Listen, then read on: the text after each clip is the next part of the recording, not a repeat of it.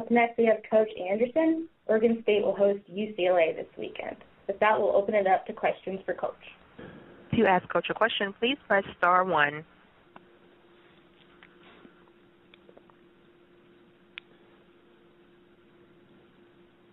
And your first question comes from the line of David Ubben, Sports on Earth. Gary, I don't know if you got to see the end of Duke Miami this weekend. I'm writing about coaches that have been sort of victimized by poor officiating. When that happens, how do you get the team the next week to sort of leave it behind and not throw a temper tantrum and let it beat them twice? How do you manage that? Well, it's adversity, and you never know where it's going to come, and we all talk to our kids about adversity, and that's exactly how you handle it. I think we've all had tough ones in our career in those situations if you do it long enough.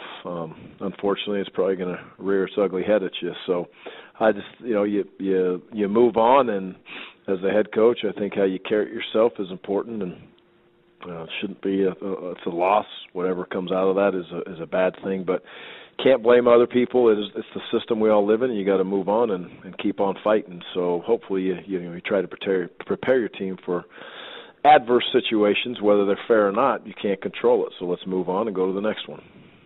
Well, what's the toughest part about getting a bunch of 18, 19, 20-year-olds to move past a time when they feel like they've been victimized by injustice on the field?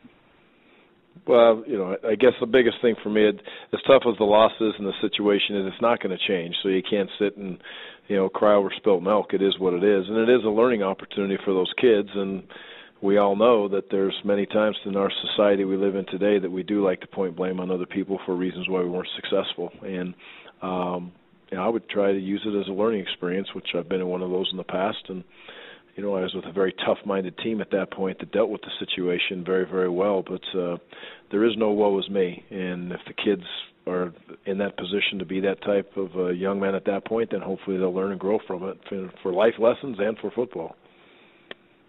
Thanks. Appreciate it. Uh-huh. And your next question comes from the line of Kirk Gregthorpe, Salt Lake Tribune.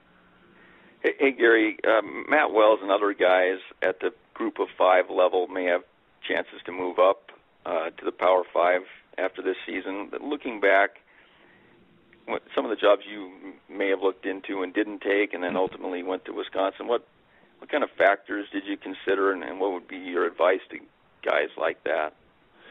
Well, I just think the biggest thing is, if you're going to go into a new program and you're going to just chasing a job because it's a Power 5 job is, number one, is a huge mistake in my mindset. It's the administration, what your beliefs are, what the university's beliefs are, opportunities for your assistant coaches. And I think that is a big part of it, especially when you're at that level. When I was at Utah State, it was very hard for me at the end of the day. Obviously, I was excited about going to Wisconsin. It was a tremendous opportunity for myself, but for my assistants, it was life-changing at that point, and that's one of the things that is the biggest difference. And if I think assistant coaches will take a long, hard look at that for their kids, but you've got to be able to make sure that your system works. You can recruit the kind of student athletes that you want, and that the administration is in with kind of whatever your plan may be, and if it is and you feel good about it, then go for it. But don't just take it. My biggest advice is just don't take a Power 5 job just because it's a Power 5 job. It's not. That's not the way it works in my mind. Great. Thanks a lot. Uh-huh. Your next question comes from the line of Ted Miller, ESPN.com. Gary, you've had some time to really get to know your team over halfway through the season. Where are you guys most lacking in terms of personnel? I just think experience. The experience is so valuable in anything that we do, and that's a big part of our development. From it starts at the guy that handles the ball every single snap and works its way through our whole program. So, we're a young, youthful team, and that would be number one. Number two is, without question, we are not strong enough, and that comes with youth at some point too. So we've got to accept the role of becoming much stronger. We have a hard time stopping the run, and we have a hard time, running the ball effectively. And if you don't have the strength, it's hard to stand in there and say, this is our base offense, this is our base defense, if you don't have the strength to handle it in the front seven on both sides of the football. So those two things are, big areas we need to continue to work through the rest of this season and as we move forward to other seasons if we're going to have an opportunity to become first a good football team and then hopefully great. I know when there's a coaching change, there's always changes in systems. In terms of recruiting priorities, recruiting to your system, where are some targets in terms of, like, some teams want to get longer, some teams are really lacking the size on the defensive and offensive line, speed on the perimeter. Where is your team lacking in terms of the skill set? Well, the big thing for us is, number one, we'll never turn down a great player. If we see a difference maker, we'll find a way to get him in the program. Number two, we do need to do all those things that you're talking about. I agree in this league, recruiting length is a priority, but that doesn't mean that the small kid can't play and be a difference maker. We have a couple commits this year I think are special players. They're, a lot of people are going to look at and say that they're small. Some may even say too small, but I disagree. But we want to be a long team. We want to be a team that can project on those offensive lines. I look at these offensive lines that break the huddle early in these games, and I always try to watch the teams warm up. And I look back and I see all the offensive lines that I look at. They're tall, long kids, fairly experienced, and they've put the weight on the right way. And it's impressive to look at those guys. So on our front seven overall, we just need to continue to grow and develop. That's a priority in recruiting for us right now. We don't have a bunch of numbers this year in recruiting, but we have our system we go through, and we'll continually work to take the best players in those spots. But the key for us is the best player that is available in that situation. And if there's not one that we like or we feel great about, then we'll move on to another position. Okay. Thank you. Mm-hmm. Your next question comes on the line of John Kuhn, Associated Press. Coach, you had a chance to face Devontae Booker last week, and What are your impressions of him compared to some of the other running backs that you faced this season and in past seasons? I mean, what makes him really stand out?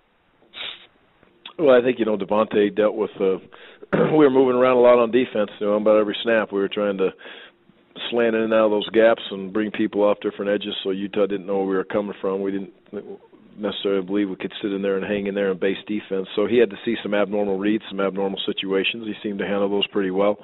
When he had his opportunities to get creases, he didn't get frustrated. And I think that's one of the big things with the back is if you're not having the day that maybe you thought you were going to, and he didn't seem to get frustrated. He stayed in the moment and kept on battling and kept on fighting. And he is a physical back when he has the ball in his hands, and he like any back that is a good back, let alone a great back, they have great vision and angles in the second level, and I think they set up their second level defenders to be able to, play with to get as many yards as they can possibly get. And I don't quite know how to explain that to you, but I've been very fortunate to just be around great running backs in the last 5 years or so, and every one of those kids had that ability to set up the angles at the second level to give them an opportunity to get as many yards as possible and then take away those big hits from them when they get into that second level for the most part. And I think Devontae has that skill set. And then, I talked to Kyle about him, and a little bit as we've gone through time, not necessarily this last week, but throughout time we've talked, and he has very good things to say about him. So it sounds like the kid is prepares and does things the right way off the field, which is good to hear. Given his skill set, do you think he's a little bit underrated nationally? So I think one thing that was blaring with him, how well he catches the ball. He catches the ball unbelievably well. So it's hard to say the backs that are out there throughout the country. I don't see them all. I know there's some great ones.